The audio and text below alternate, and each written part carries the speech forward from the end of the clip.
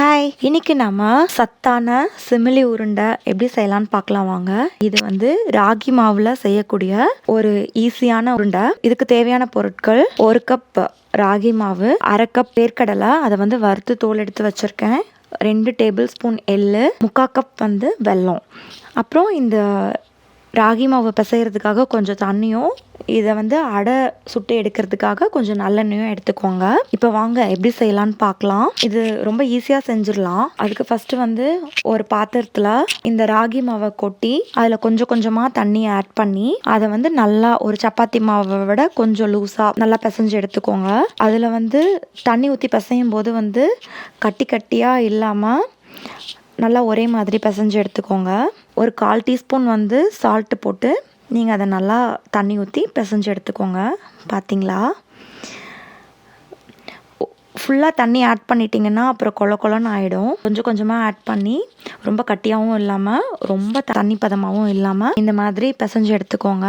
கொஞ்சம் நல்லா பிசைஞ்சதுக்கப்புறம் உருண்டை பிடிச்சி வச்சுக்கோங்க. அந்த உருண்டை பிடிச்சிட்டு நம்ம அடை சுட்டு எடுத்துக்கலாம். அந்த அடை எப்படி செய்கிறதுன்னு சொல்கிறேன்.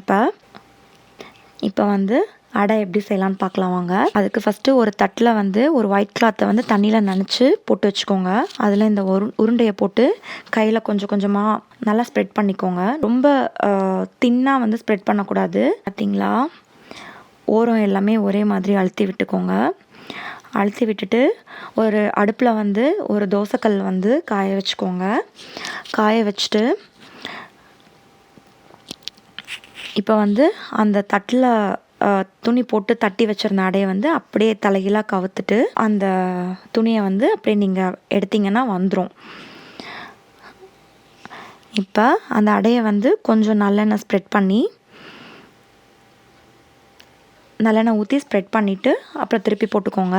கொஞ்ச நேரம் மூடி போட்டு ஒரு 1 மினிட் வேகட்டும். நல்லா அழுத்தி விட்டுட்டு மூடி போட்டுக்கோங்க. மூடி போட்டு 1 மினிட் வெந்ததுக்கப்புறம் திருப்பி போட்டு வேக வைங்க. திரும்பவும் 1 மினிட் மூடி போட்டு அது நல்லா வேகட்டும். ஏன்னா நீங்கள் மீடியம் ஹீட்டில் வச்சு பண்ணாதான் அடை கருகாமல் ஒரே மாதிரி சாஃப்டாக வரும். இல்லை அப்படின்னா அது மேலே மட்டும் கருகிடும், உள்ளே வெந்திருக்காது. இப்போ கொஞ்சம் கொஞ்சமாக அப்படியே திருப்பி போட்டு நீங்கள் அந்த அடையை ஒன்று ஒன்றா போட்டு எடுத்துக்கோங்க. நல்லா அழுத்தி விட்டால் தான் அது உள்ளெல்லாம் நல்லா வேகும். நல்லா திருப்பி திருப்பி போட்டு கொஞ்ச நேரம் மூடி போட்டு அந்த மூடியில் இருக்க தண்ணியும் நீங்கள் ஸ்ப்ரெட் பண்ணிக்கிட்டீங்க அப்படின்னா கொஞ்சம் நல்லா சாஃப்டாக வரும். பார்த்தீங்கன்னா நமக்கு அந்த அடை ரெடி ஆக போகுது.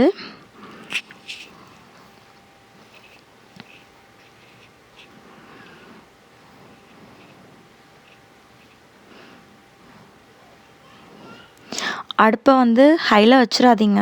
இதோ இப்போ நமக்கு அடை ரெடி ஆகிடுச்சு.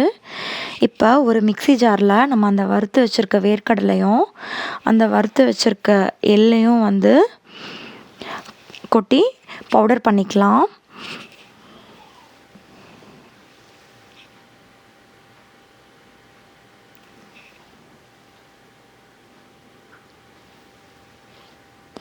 இப்போ நமக்கு நல்லா பவுடர் ஆகிடுச்சு. இப்போ கொஞ்சம் அந்த வெல்லம் எடுத்து வச்சுருக்கோம்ல, அந்த 3/4 கப் வெல்லத்தையும் மிக்ஸி ஜாரில் போட்டு ஒரு சுற்றி வச்சுக்கலாம். இப்போ போட்டு ஒரு சுற்றுங்க, இல்லைனா அது மிக்சியில் நல்லா ஒட்டிக்கும். இப்போ அதையும் அரைச்சி எடுத்தாச்சு.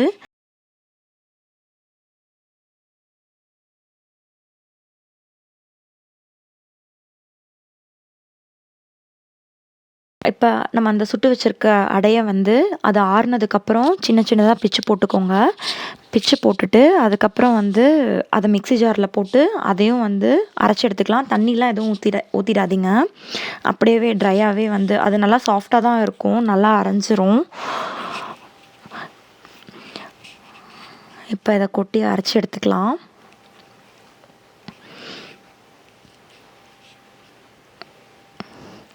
ரொம்ப பெருசாக போட்டிங்க அப்படின்னா அது நல்லா அரையாது. கொஞ்சம் சின்ன சின்னதாக பிச்சு போட்டுக்கோங்க. இப்போ நம்ம அரைச்சி வச்சுருக்க வேர்க்கடலை, எள், வெல்லம் இதோட இந்த அடையையும் ஆட் பண்ணிக்கலாம். அரைச்சி ஆட் பண்ணிக்கலாம். இப்போ பார்த்தீங்களா, அது நல்லாவே அரைஞ்சிருக்கு.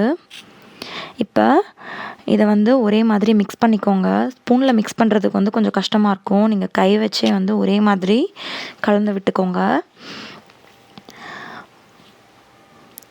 அந்த வெல்லம் வந்து நம்ம மிக்சியில் போட்டு எடுத்ததால் கொஞ்சம் அதுவே தண்ணி விடும். நீங்கள் தண்ணிலாம் எதுவும் ஆட் பண்ண தேவையில்ல. அது ஒரு 2 மினிட்ஸ் வந்து நீங்கள் அப்படியே வந்து கண்டினியூஸாக பிசைஞ்சிட்டே இருந்தீங்க அப்படின்னா ஒரே மாதிரி மிக்ஸ் ஆகி நல்லா வந்து உருண்டை பிடிக்கிற பதத்துக்கு வந்து வந்துடும். இப்போ பார்த்தீங்கன்னா உருண்டை பிடிச்சிடலாம்.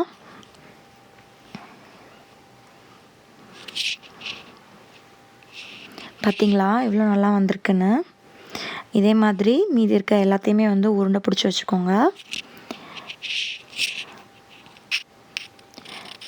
இது வந்து குழந்தைங்களுக்கு வந்து ரொம்ப பிடிக்கும்.